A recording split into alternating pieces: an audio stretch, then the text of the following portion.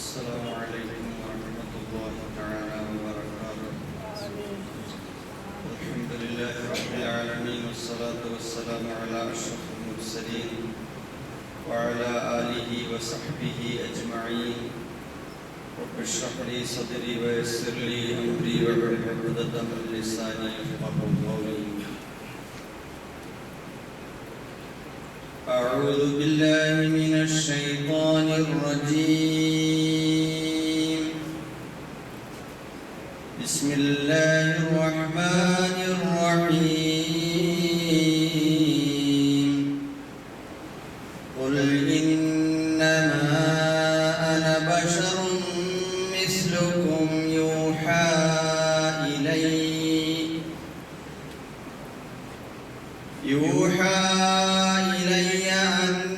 أنما إلهكم إله واحد فمن كان يرجو لقاء ربه فليعمل عملا صالحا ولا يشرك بعبادة ربه أحدا.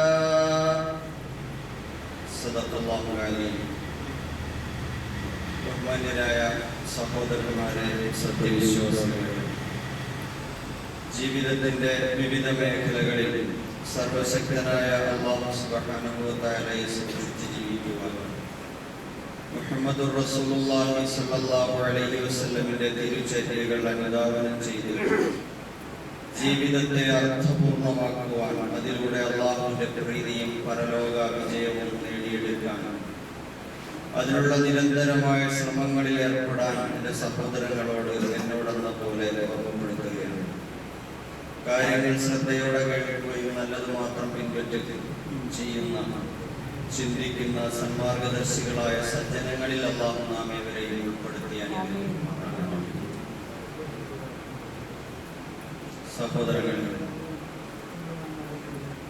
അല്ലാഹു സുബ്ഹാനഹു വ തആല ഈ ഭൂലോകത്തേക്ക് മനുഷ്യരെ സൃഷ്ടിച്ചതും നിയോഗിച്ചതും സ്വോദ്ദേശപൂർണ്ണം, കൃത്യമായ ഉദ്ദേശത്തിന്റെ അടിസ്ഥാനത്തിലല്ല.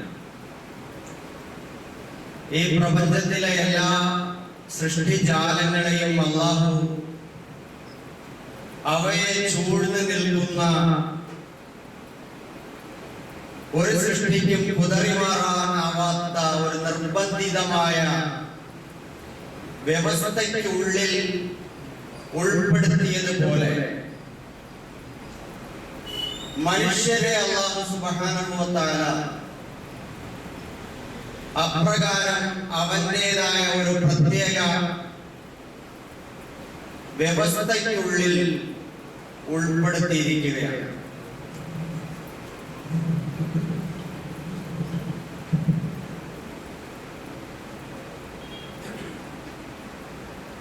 അപ്പോ ആ അർത്ഥത്തിൽ മറ്റ് ജീവികൾക്കൊന്നും ഇല്ലാത്ത നിലയിലുള്ള സവിശേഷതകൾ അല്ലാഹു മനുഷ്യർക്ക് നൽകി. മനുഷ്യന് ബുദ്ധിയും ചിന്തയും യുക്തിയും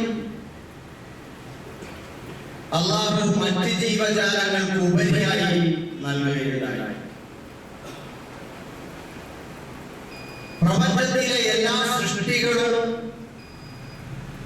അല്ലാഹു നിർബന്ധിതമായി അവകളെ ഏൽപ്പിച്ചു കൊടുത്തിരിക്കുന്ന ഡ്യൂട്ടി, ദൗത്യം നിർവഹിക്കുന്നതിലൂടെ അല്ലാഹുവിനെ അനുസരിച്ചു കൊണ്ടിരിക്കുന്നു.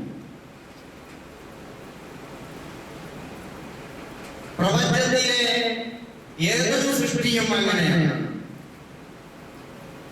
സൂര്യനും ചന്ദ്രനും നക്ഷത്രങ്ങളും സസ്യങ്ങളും ജന്തുക്കളും പ്രാണികളും പറവകളും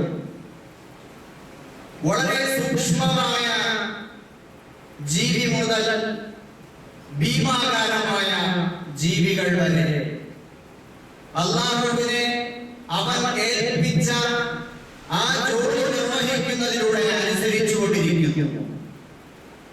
നിർബന്ധിതമായി അങ്ങനെയാണ്. എന്നാൽ മനുഷ്യനാകട്ടെ അള്ളാഹു സ്വാതന്ത്ര്യം നൽകിയിരിക്കുന്നു. അവന് ബുദ്ധിയും ചിന്തയും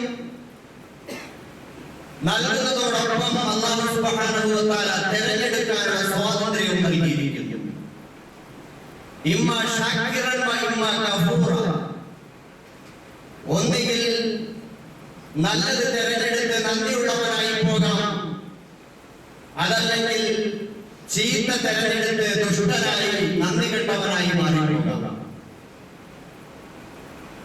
ഇവിടെ നല്ലതേത്, ചീത്തയേത്, നന്മയേത്, തിന്മയേത്, ശരിയേത്, തെറ്റേത്, ന്യായമേത്, അന്യായമേത്, നീതിയേത്, അനീതിയേത് മനുഷ്യന് തീരുമാനിക്കാൻ പറ്റുമോ?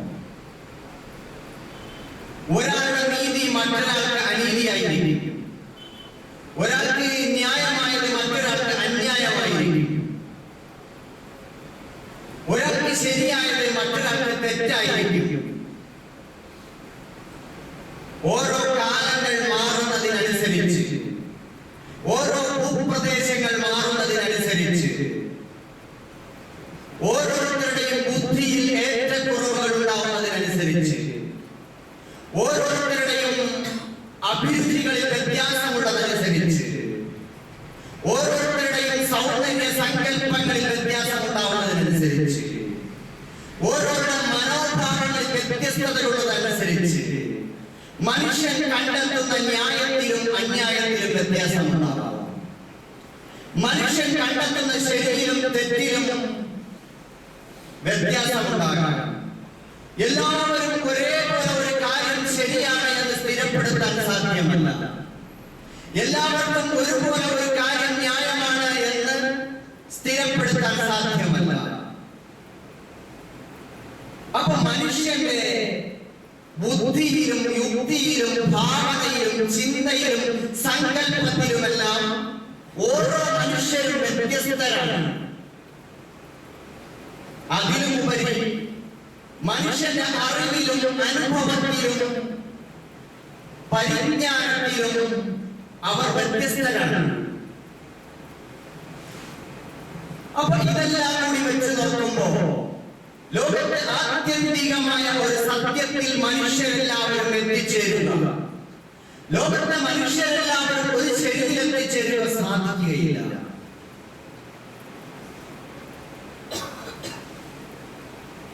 ഏത് മേഖലയിലാണെങ്കിലും, അത് നിയമനിർമ്മാണ മേഖലയിലാണെങ്കിൽ, അതല്ലെങ്കിൽ ശാസ്ത്രീയ ഗവേഷണ നിരീക്ഷണ മേഖലകളിലാണെങ്കിൽ,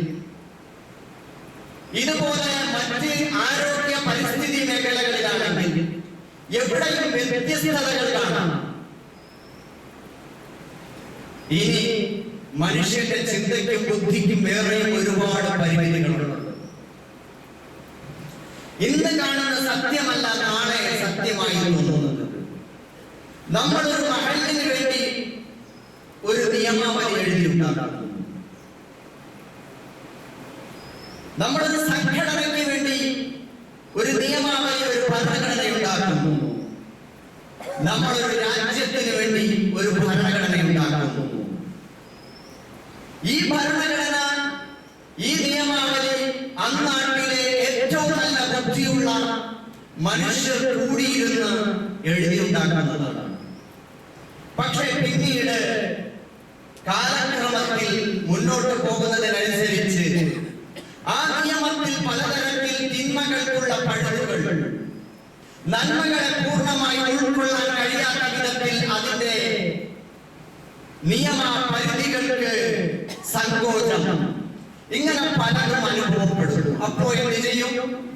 കൂടിയിരുന്ന് അമെൻഡ്മെന്റ് ഉണ്ടാക്കുന്നു, നിയമ ഭേദഗതി ഉണ്ടാക്കുന്നു, പുതിയ കൂട്ടിച്ചേർക്കലുകൾ ഉണ്ടാക്കുന്നു, പഴയത് പലതും തിരുത്തുന്നു. എന്തുകൊണ്ട്?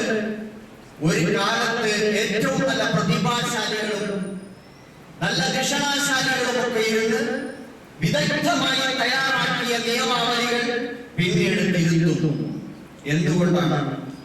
അവരുടെ അറിവ് കാലഘട്ടത്തിനനുസരിച്ച് കാലത്തിന്റെ പരിധിക്കുള്ളിൽ അവരുടെ പരിചയത്തിന്റെയും അറിവിന്റെയും ഉള്ളിൽ പരിധിയും പരിമിതിയും ഉള്ളതായിരുന്നു എന്നതുകൊണ്ടാണ്. ഇന്നലെ സത്യമായി ശാസ്ത്ര സത്യം, ഇന്ന് സത്യമായിരിക്കുന്ന ശാസ്ത്ര സത്യം വീണ്ടും അതിന്റെ പര്യവേക്ഷണങ്ങൾ മുന്നോട്ട് പോകുന്നതനുസരിച്ച് നാളെ അസത്യമായി മറ്റൊരു സത്യം രംഗത്ത് വരും. ഇതെല്ലാം സർവ്വസാധാരണമായി നമ്മൾ കണ്ടുകൊണ്ടിരിക്കുന്നത് എല്ലാ മേഖലകളിലും. അപ്പൊ പിന്നെ മനുഷ്യര് ശരിയും തെറ്റും നന്മയും തിന്മയും നീതിയും അനീതിയും എല്ലാം മനുഷ്യരെ തന്നെ അള്ളാഹ് ഏൽപ്പിച്ചു കൊടുത്താൽ ഒരിക്കലും മനുഷ്യർക്ക് കുറ്റമറ്റ ഒരു നിയമം, ഒരു ജീവിത വ്യവസ്ഥ അവർക്ക് രൂപപ്പെടുത്താൻ സാധിക്കുകയില്ല. അവിടെയാണ് അല്ലാഹു സുബ്ഹാനഹു വ തആല നേരിട്ട് ഇടപെടുന്നത്. ഈ പ്രപഞ്ചത്തെ മുഴുവനും അറിയുന്ന മനുഷ്യരുടെ ജീവിതത്തിന്റെ രഹസ്യങ്ങൾ മുഴുവനും അറിയുന്ന, ഈ പ്രപഞ്ചവും അതിനപ്പുറമുള്ളതും അറിയുന്ന സൃഷ്ടികർത്താവായ പടച്ചതമ്പുരാൻ അല്ലാഹു സുബ്ഹാനഹു വ തആല കഴിഞ്ഞ ആഴ്ച സൂചിപ്പിച്ചതുപോലെ മനുഷ്യൻ അവന്റെ അറിവ്, അവന്റെ ജ്ഞാനേന്ദ്രിയങ്ങൾ, അവന് കിട്ടുന്ന അവന്റെ ജന്മസിദ്ധമായിട്ടുള്ള സഹജബോധം, അവന്റെ പഞ്ചേന്ദ്രിയങ്ങളുടെ അറിവ്, അവന്റെ അനുഭവങ്ങളുടെ വെളിച്ചത്തിലുള്ള അവന്റെ അറിവ്, അവന്റെ ഗവേഷണങ്ങളിലൂടെയുള്ള അറിവ്, ഇതിനെല്ലാം പരിമിതികളുണ്ട്, പരിധികളുണ്ട്. മനുഷ്യൻ പടച്ചവനെ കണ്ടെത്താൻ, അല്ലെങ്കിൽ പ്രപഞ്ചത്തിന്റെ രഹസ്യങ്ങളുടെ ചുരുളഴിക്കാൻ ഗോളാന്തര ഗമനങ്ങൾ നടത്തുന്നു, പലതും കണ്ടെത്താൻ ശ്രമിക്കുകയാണ്.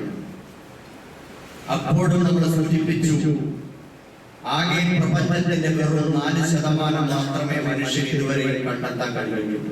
എന്നെങ്കിലും ഇനി കണ്ടെത്താൻ സാധ്യതയുള്ളത് തന്നെ ഒരു 15%.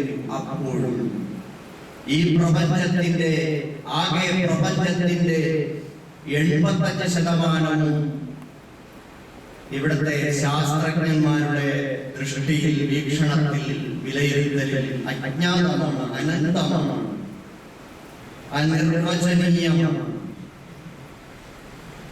അപ്പൊ അങ്ങനെയുള്ള ഒരു ലോകത്ത് മനുഷ്യന് ശരിയായ വിജയത്തിന്റെ വഴി കണ്ടുപിടിക്കാൻ സാധിക്കുകയില്ല.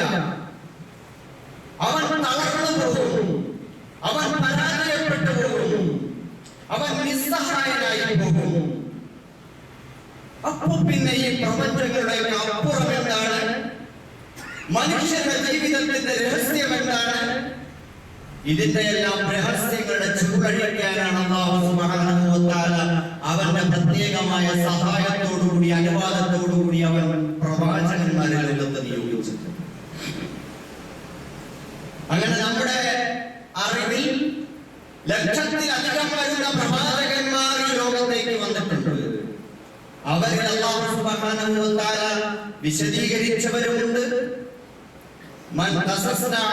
നിങ്ങൾക്കുമെല്ലാം വിശദീകരിച്ച് തന്ന, കഥ പറഞ്ഞു തന്നിട്ടുള്ള പ്രവാചകന്മാരുമുണ്ട്, അല്ലാത്തവരും. 25ഓളം പ്രവാചകന്മാരെ പരിശുദ്ധ ഖുർആൻ പരിചയപ്പെടുത്തുന്നുണ്ട്. അതിൽ വിശദമായി കുറെ പ്രവാചകന്മാരെ പറയുന്നു. ഉരുളായ പ്രവാചകന്മാർ, കൃതചിത്തരായ, ഏറ്റവും വലിയ ത്യാഗികളും മാതൃകായോഗ്യരുമായി ഈ ഭൂമിയിൽ വലിയ അടയാളങ്ങൾ തീർത്ത പ്രവാചകന്മാരെ അല്ലാഹു പ്രത്യേകം എടുത്ത് കൂടുതൽ പരാമർശിച്ചിട്ടുണ്ട്. വലിയ വലിയ പാഠങ്ങൾ നമുക്ക് കിട്ടാനാണ്. അക്കൂട്ടത്തിൽ അന്ത്യപ്രവാചകൻ മുഹമ്മദ് റസൂലുള്ളാഹി സ്വല്ലല്ലാഹു അലൈഹി വസല്ലം. അപ്പോൾ ഈ പ്രവാചകന്മാരെ അല്ലാഹു തിരഞ്ഞെടുത്തതിലൂടെ, ഞാൻ സൂചിപ്പിച്ചു, വീണ്ടും ആവർത്തിക്കുകയാണ്, കഴിഞ്ഞ ആഴ്ച സൂചിപ്പിച്ചു, എന്താണ് അല്ലാഹു സുബ്ഹാനഹു വ തആല അവന്റെ വിജ്ഞാനങ്ങൾ നമുക്ക് നൽകാൻ, യഅലമു മാ ബൈന ഐദീഹിം വമാ ഖൽഫഹും വലാ യുഹീതുന ബിശൈഇൻ മിൻ ഇൽമിഹി ഇല്ലാ ബിമാ ശാ. അല്ലാഹു നമ്മുടെ മുമ്പിൽ തെളിഞ്ഞു കിടക്കുന്നതും മറഞ്ഞു കിടക്കുന്നതുമായി എല്ലാം അറിയുന്നവനാണ്. അവന്റെ സിംഹാസനം ഈ ഭൂവാനങ്ങളെ മുഴുവൻ ചൂഴ്ന്നു നിൽക്കുന്ന അധികാര സിംഹാസനത്തിന്റെ കീഴിലാണ്. അവനെല്ലാം അറിയുന്നവനാണ്, അവനെല്ലാം നോക്കി നടത്തുന്നവനാണ്, സൃഷ്ടി സ്ഥിതി സംഹാര കർത്താവാണ്. അവനാണ് എല്ലാം അറിയുന്നവൻ. അവനിൽ നിന്നുള്ള അറിവാണ് നമുക്ക് കിട്ടേണ്ടത്. എന്താണ് വഴി? ദൈവം മനുഷ്യനായി അവതരിക്കുമെന്ന് ഹിന്ദുമതം പറയുന്നതായി, ക്രിസ്തുമതം പറയുന്നതായും ഒക്കെയുള്ള കാര്യങ്ങൾ സൂചിപ്പിച്ചു. അതേപോലെ ഋഷിമാരും സന്യാസിമാരും ഇങ്ങനെ ധ്യാന നിമഗ്നരായി ദൈവത്തിലേക്ക്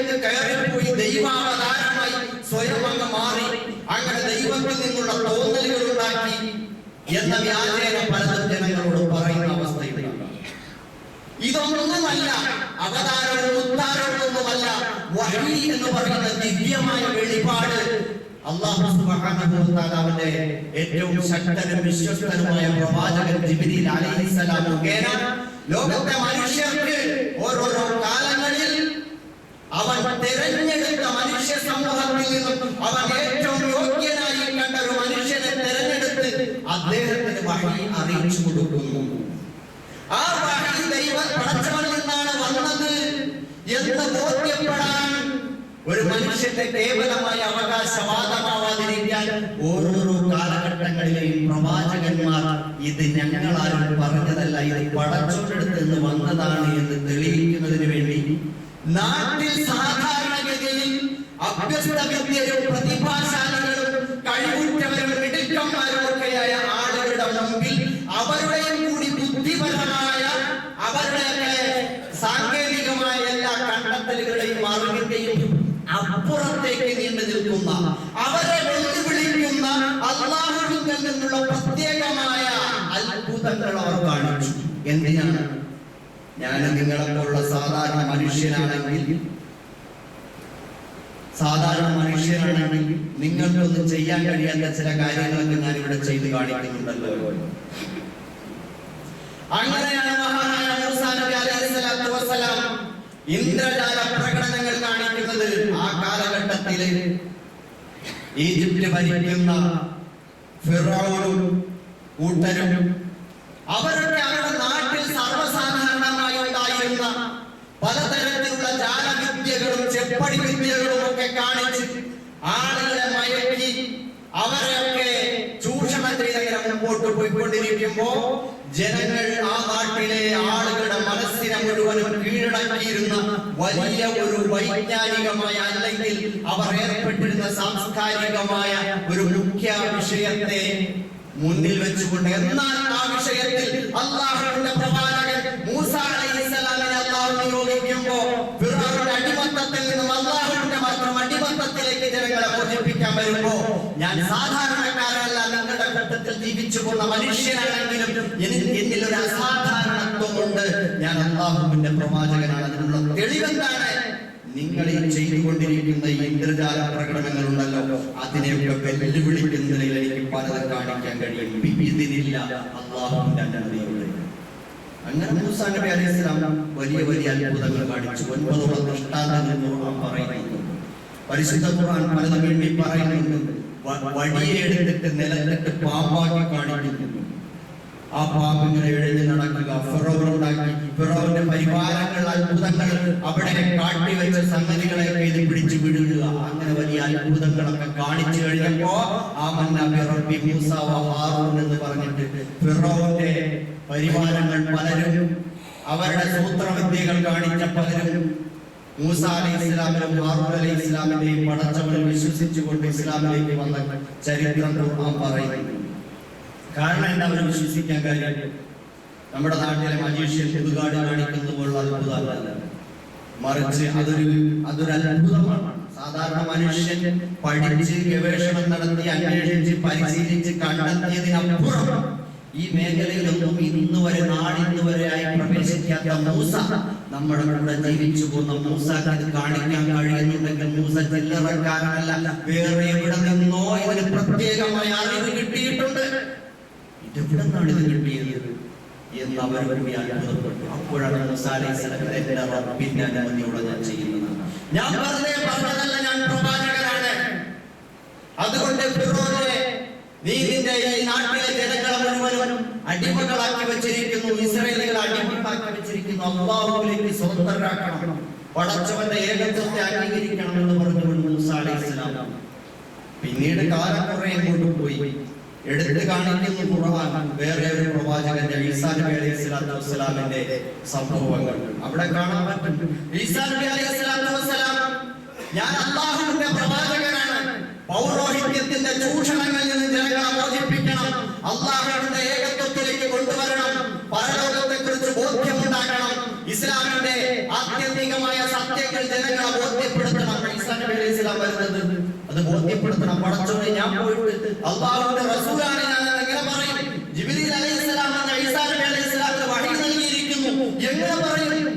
ഞാൻ അള്ളാഹുവിന്റെ പ്രവാചകനാണെന്ന് പറഞ്ഞാൽ ആളുകളെ നാട്ടി ഓടിക്കില്ലേ. അങ്ങനെ അള്ളാഹു ധൈര്യത്തിന് വേണ്ടി അള്ളാഹുവിന്റെ പ്രവാചകനാണെന്ന് കാണിക്കാൻ സാധാരണ ജനങ്ങൾ ചെയ്യാത്ത അത്ഭുത വിദ്യകൾ ഈസാ നബി അലൈഹിസ്സലാമിലൂടെ ചെയ്തു കാണിച്ചു. ഇന്നി ഉബരിഉൽ അക്മഹ വൽ അബ്റസ വ ഉഹ്യിൽ മൗതാ ബിഇദ്നില്ലാഹ്. അത്ഭുതങ്ങൾ പലതും കാണിച്ച കൂട്ടത്തിൽ ഈസാ നബി അലൈഹിസ്സലാത്തു വസ്സലാം ചെയ്തത് എന്താണ്? എനിക്ക് പാണ്ഡുരോഗിയെയും കുഷ്ഠരോഗിയെയും ഒക്കെ ചികിത്സിക്കാൻ കഴിയും. എത്രത്തോളം എന്നാൽ ആരും മരുന്ന് കണ്ടെത്താത്ത മരണത്തിന് വരെ എന്റെ കയ്യിൽ മരുന്നുണ്ട്. മരിച്ചു കിടക്കുന്നവനെ അല്ലാഹുവിന്റെ പ്രത്യേകമായ അനുമതിയോടുകൂടി ഞാൻ എഴുന്നേൽപ്പിക്കും, ജീവിപ്പിക്കും.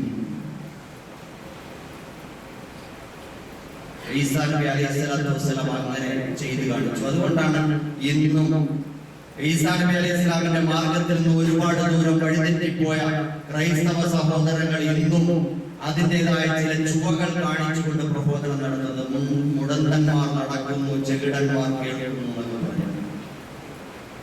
അവരിപ്പോൾ രോഗശാന്തി ശുശ്രൂഷയിലൂടെയാണ് പ്രബോധനം നടത്തുന്നത്.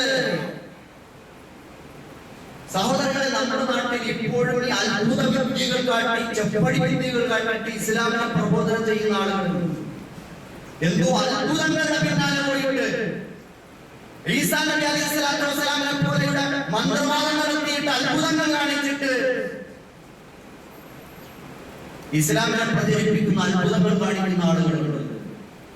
പക്ഷേ മുഹമ്മദ് റസൂലുള്ളാഹി സ്വല്ലല്ലാഹു അലൈഹി വസല്ലം അല്ലാഹുവിന്റെ പ്രവാചകനായി വരുമ്പോൾ മുഹമ്മദ് നബി സ്വല്ലല്ലാഹു അലൈഹി വസല്ലമിന്റെ കാലം കുറേയേറെ പുരോഗമിച്ച് കഴിഞ്ഞിരിക്കുന്നു.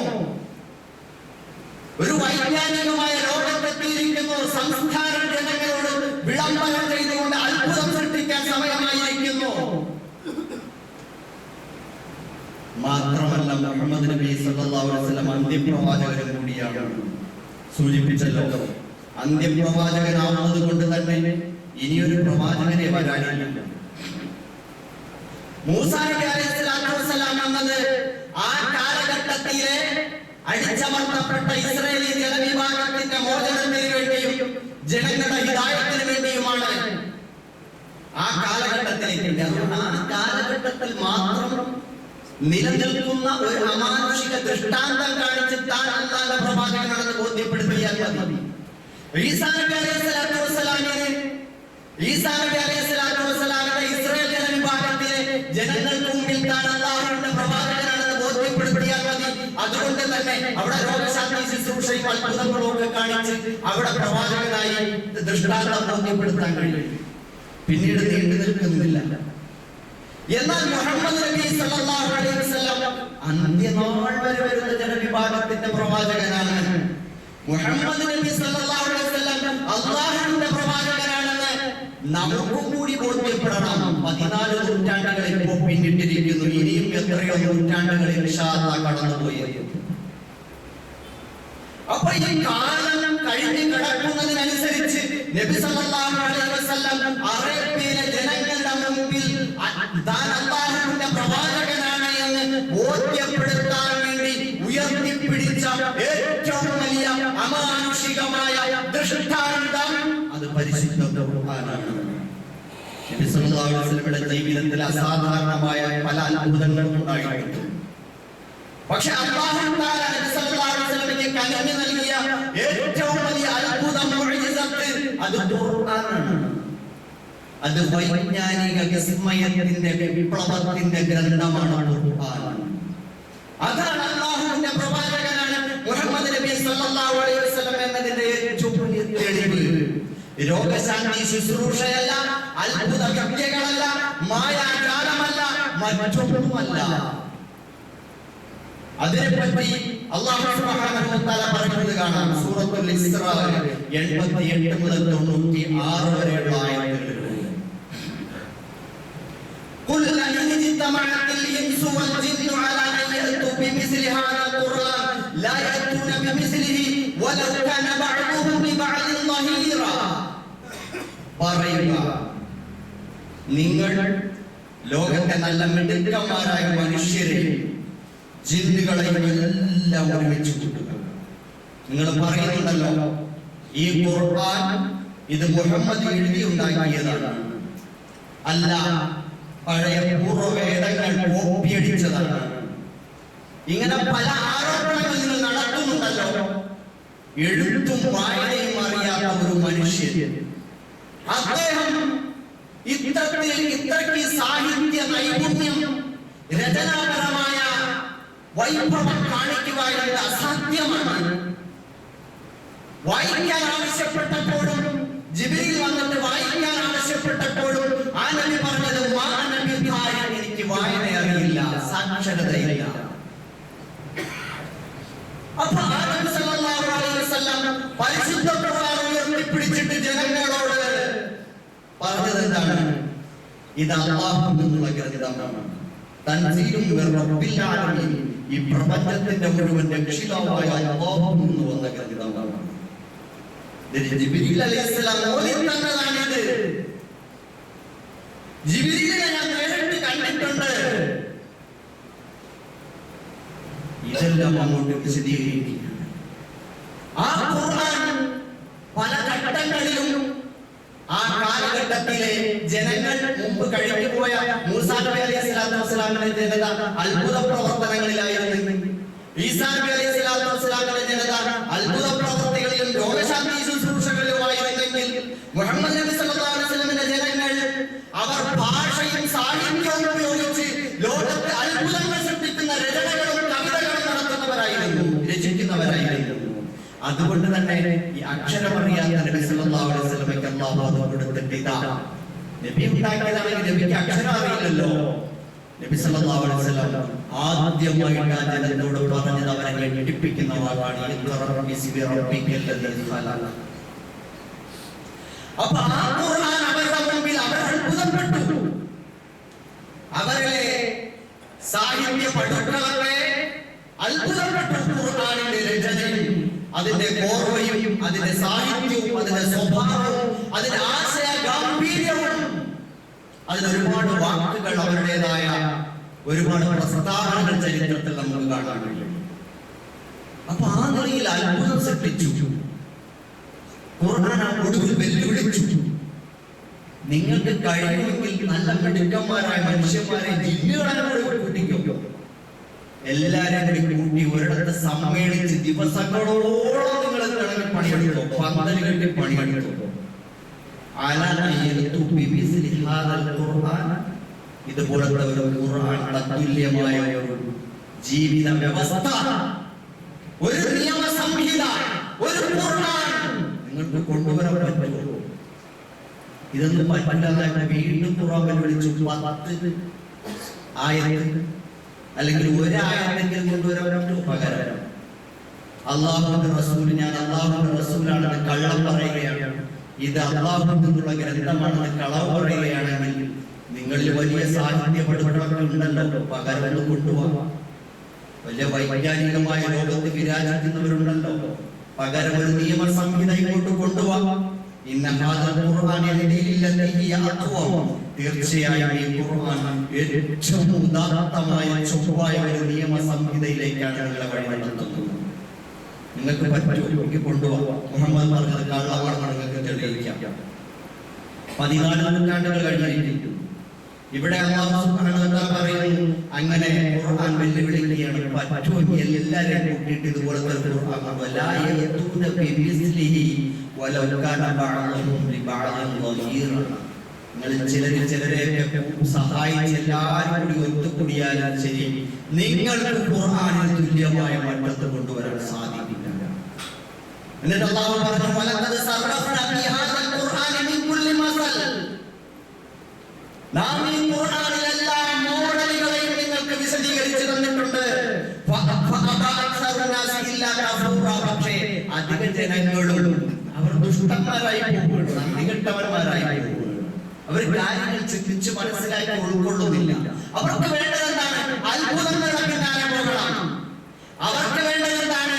ചെപ്പടി വിദ്യകൾക്ക് പിന്നാലെ, മന്ത്രവാദത്തിന്റെ പിന്നാലെ, കുതന്ത്രവാദികൾക്ക് പിന്നാലെ അവർ പരക്കം പോയി. അവിടെ എന്തെങ്കിലും കുറുക്കു വഴികളുണ്ടോ? ദുനിയാവിൽ രക്ഷപ്പെടാൻ, ആഖിറത്തിൽ രക്ഷപ്പെടാൻ. അല്ലാഹു പറയുന്നു,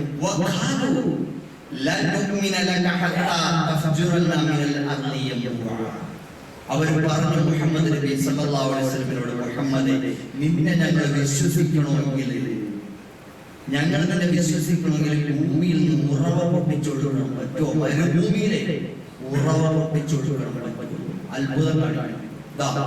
ഇപ്പോൾ ഈ കത്തിച്ചൊലിക്കുന്ന മണലാരണ്യത്തിൽ നിന്ന് ഉറവ പൊട്ടി വെള്ളച്ചാട്ടം നടക്കട്ടെ. നീ വലിയ പടച്ചോന്റെ അള്ളാഹുവിന്റെ പ്രവാചകനാണെങ്കിൽ ഒന്ന് കാണിച്ചു ഞങ്ങളൊന്ന് നോക്കട്ടെ. ഔ തഖുന ലക ജന്നത്തും മിൻ നഖീലിൻ വഇനബിൻ ഫതുഫജ്ജിറ അൽ-അൻഹാറ ഖിലാലഹാ തഫ്ജീറ. അല്ലെങ്കിൽ നിനക്ക് ഈന്തപ്പനയുടെ മുന്തിരിയുടെ വലിയ വലിയ പഴവർഗ്ഗങ്ങളുടെ തോട്ടങ്ങൾ, ഇങ്ങനെ ഏക്കറുകണക്കിന് തോട്ടങ്ങളാണ്. അതിനിടയിൽ നിന്ന് അരുവികൾ ഇങ്ങനെ പൊട്ടിച്ചൊഴുകണം. നീ വലിയ സമ്പന്നനും അതിസമ്പന്നനും വലിയ കുത്തക മുതലാളിയാണ്. അപ്പൊ നീ പറയണേക്കെ നമ്മളൊന്ന് ശ്രദ്ധിക്കുക. നീ അങ്ങനെ അത്ഭുതം കാണിക്കണം. അല്ലെങ്കിൽ നീ പറയുന്ന പടച്ചവന്റെ ശിക്ഷയൊക്കെ വരും. പടച്ചവനെ തള്ളിക്കളഞ്ഞ് നിഷേധിച്ച് നന്ദി കെട്ടവരായി ജീവിച്ചാൽ പൂർവ്വ സമൂഹത്തെ നശിപ്പിച്ചതുപോലെ അല്ലാഹു തആല നിങ്ങളെ നശിപ്പിച്ചു കളയുമെന്നൊക്കെ പറഞ്ഞിട്ടുണ്ടല്ലോ. നീ പറഞ്ഞ ഖുർആനിൽ അതൊക്കെ ഉണ്ടല്ലോ, മുന്നറിയിപ്പുകളുണ്ടല്ലോ. അതേപോലെ നീ പറഞ്ഞതുപോലെ അങ്ങനെ ആകാശത്ത് ഇങ്ങനെ പൊട്ടിത്തകർന്ന് ഞങ്ങളുടെ മേലെ ഇങ്ങനെ അടിയടിയായിട്ട് വീണോട്ടെ. അല്ലെങ്കിൽ നീ ഇങ്ങനെ അല്ലാഹയെ മലക്കുകളെ ഇങ്ങോട്ട് ഇറക്കി കൊണ്ടുപോകാൻ ഞങ്ങൾ കാണട്ടെ. എവിടെ നിന്റെ പടച്ചോൻ? ഇങ്ങോട്ട് കൊണ്ടുപോകാൻ ഞങ്ങളുടെ മുമ്പിലേക്ക്. ഔ യഖൂല ലക ബൈത്തും മിൻ സുഖുറുഫിൻ ഔ യർഖാ ബിസ്സമാ വലൻ മിൻ അൽ-റുഖീക ഹത്താ തുനസ്സില അലൈനാ കിതാബൻ നഖറഉ. അല്ലെങ്കിൽ ഞങ്ങളൊക്കെ നോക്കി നിനക്ക് വലിയ കൊട്ടാരം ഉണ്ടാവണം. നീ വലിയ അതിസമ്പന്നനായി നീ വാഴണം. നീ ഇങ്ങനെ ആകാശത്തേക്ക് ഇങ്ങനെ കയറി പോകണം. എന്നിട്ട് അവിടെ ഒരു ഗ്രന്ഥം ഇങ്ങനെ ഇറക്കി കൊണ്ടുവരണം. ഇത് ഞങ്ങൾ നോക്കി നിൽക്കണം. അപ്പൊ കൊണ്ടുവന്നാൽ ഞങ്ങൾ വിശ്വസിക്കും.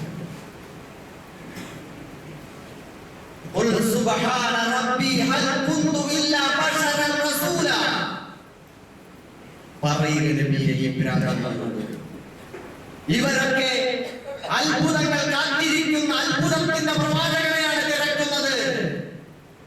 മരുഭൂമിയിൽ നിന്നും അത്ഭുതകരമായി ഉറവ പൊട്ടിക്കുന്ന ആകാശത്തേക്ക് കയറിപ്പോകുന്ന തോട്ടങ്ങളും പഴത്തിന്റെ തോട്ടങ്ങളുള്ള വലിയ വലിയ തോട്ടങ്ങളിൽ നിന്നും അരുവികൾ ഒഴുകുന്ന അത്ഭുതങ്ങൾ സൃഷ്ടിക്കുന്ന അമാനുഷികമായ അത്ഭുതങ്ങൾ കാണിക്കുന്ന ഇന്ദ്രജാല പ്രകടനങ്ങൾ കാണിക്കുന്ന പ്രവാചകനെയാണ് അവർ തിരക്കുന്നത്.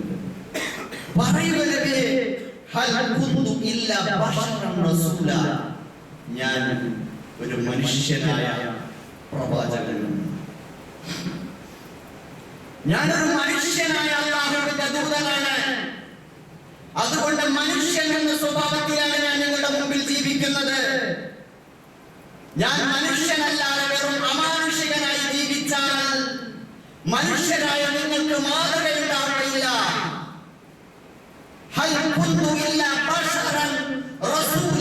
മനുഷ്യനായ അല്ലാഹുവിന്റെ ദൂതനാണ്. അതുകൊണ്ട് മനുഷ്യരെ അത്ഭുതങ്ങളുടെ ലോകത്തേക്ക് കൊണ്ടുപോയി ജീവിത യാഥാർത്ഥ്യങ്ങളിൽ നിന്നും അടർത്തി മാറ്റി സങ്കല്പ ലോകത്തേക്ക് കൊണ്ടുപോയി മനുഷ്യനെ എത്തിപ്പിടിക്കാനാകാത്ത വിസ്മയങ്ങളുടെ ലോകത്തേക്ക് കൊണ്ടുപോയി ഞെട്ടിപ്പിക്കാനല്ല ഞാൻ വന്നത്. എന്നിട്ട് അല്ലാഹു പറയുന്നു,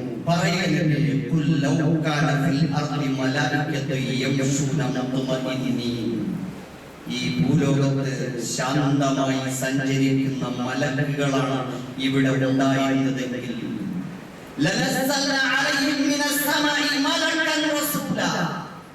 ഞാൻ ഒരു മലക്കിനെ തന്നെ റസൂലാക്കി അയക്കുമായിരുന്നു. പക്ഷേ ഇവിടെയുള്ളത് മലക്കുകളല്ലല്ലോ, മനുഷ്യരല്ലേ. അതുകൊണ്ട് മനുഷ്യർക്ക് മാതൃക മനുഷ്യരാണ്. സഹോദരങ്ങളെ, അല്ലാഹുവിന്റെ റസൂൽ സല്ലല്ലാഹു അലൈഹി വസല്ലമയെ അല്ലാഹു കൊടുത്ത അമാനുഷികമായ ദൃഷ്ടാന്തം മുഅ്ജിസത്ത് വിശുദ്ധ ഖുർആനായിരുന്നെങ്കിൽ ആ ഖുർആൻ നേരത്തെ സൂചിപ്പിച്ചതുപോലെ മറ്റു പ്രവാചകന്മാരുടെ അമാനുഷികമായ ദൃഷ്ടാന്തങ്ങൾ ആ കാലഘട്ടത്തിൽ അവരുടെ കാലശേഷം കാലഹരണപ്പെട്ടു പോകുന്നതാണെങ്കിൽ മുഹമ്മദ് നബി സല്ലല്ലാഹു സല്ലല്ലാഹു അലൈഹി വസല്ലം അന്ത്യപ്രവാചകനായതുകൊണ്ട് തന്നെ അന്ത്യനാൾ വരെയുള്ള ജനങ്ങളുടെ മനോമുഖങ്ങളിൽ അത്ഭുതങ്ങൾ സൃഷ്ടിക്കുന്ന ഒരത്ഭുതം തന്നെ നമുക്ക് കിട്ടേണ്ടതുണ്ടെങ്കിലേ ആ നബി അല്ലാഹുവിന്റെ നബിയായിരുന്നു മനസ്സിലാവും. അതുകൊണ്ട് പരിശുദ്ധ ഖുർആനിലൂടെ അല്ലാഹു അത്ഭുതങ്ങൾ സൃഷ്ടിക്കുകയാണ്. ആ അത്ഭുതം കണ്ണുകൾ കാണുന്ന, കണ്ണുകൾ പരതുന്ന ഇന്ദ്രജാല പ്രകടനങ്ങളും രോഗശാന്തി ശുശ്രൂഷകളുമല്ല, മറിച്ച് വൈജ്ഞാനികമാണ്, തത്വശാസ്ത്രപരമാണ്, സാംസ്കാരികമാണ്, ജീവിത വ്യവസ്ഥാപരമായതാണ്. മനുഷ്യന് ഏറ്റവും വലിയ അത്ഭുതം മനുഷ്യന് ശരിയായി നല്ലവരായി ജീവിക്കാൻ ഭാവി ഭാസുരമാകത്തക്ക നിലയിൽ അവന്റെ ഈ ലോക ജീവിതവും ജീവിതത്തിന്റെ മറുപുറത്തെ പരലോക ജീവിതവും വിജയപ്രദമായി തീരാൻ ആധികാരികമായ അറിവ് ലഭിക്കുക എന്നതാണ്. അത് മനുഷ്യൻ കണ്ടെത്തുന്ന അറിവുകളെയും വിജ്ഞാനങ്ങളെയും മുഴുവൻ കവച്ചു വെക്കുന്നതാകണം എന്നതാണ് അത്ഭുതം. മനുഷ്യന്റെ അറിവുകളെ, അവന്റെ കണ്ടെത്തലുകളെ, അവന്റെ നിഗമനങ്ങളെ, അവന്റെ സങ്കല്പങ്ങളെ മുഴുവനും കവച്ചു വെക്കുന്ന, അതിനെയെല്ലാം അതിജീവിച്ചു പോകുന്ന ആത്യന്തികമായ സത്യം അതാകണം നമുക്ക് കിട്ടേണ്ടത്. അതാണ് പരിശുദ്ധ ഖുർആൻ നമുക്ക് നൽകുന്നത്. അതാണ് പരിശുദ്ധ ഖുർആൻ നമുക്ക് നൽകുന്നത്. നമ്മളിപ്പോഴും ഖുർആനിന്റെ അത്ഭുതങ്ങൾ തേടിയല്ല പോകുന്നത്.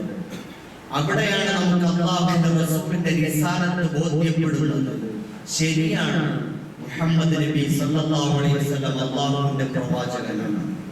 അല്ലാഹുവിന്റെ പ്രവാചകനാണെന്ന് നമുക്ക് ബോധ്യപ്പെടാൻ എന്ത് തെളിവാണ്, എന്ത് ബോധ്യമാണ് നമുക്കുണ്ടായിട്ടുള്ളത്. ഇപ്പൊ നബിയെ പറ്റി ഒരുപാട് മുസ്ലിം സഹോദരന്മാർ ഒരുപാട് എഴുതിയിട്ടുണ്ട്, പാടിയിട്ടുണ്ട്, പറഞ്ഞിട്ടുണ്ട്. നബിയെ കുറിച്ച് നല്ല നല്ല തടിച്ച പുസ്തകങ്ങൾ എഴുതിയ മുസ്ലിങ്ങളുണ്ട്.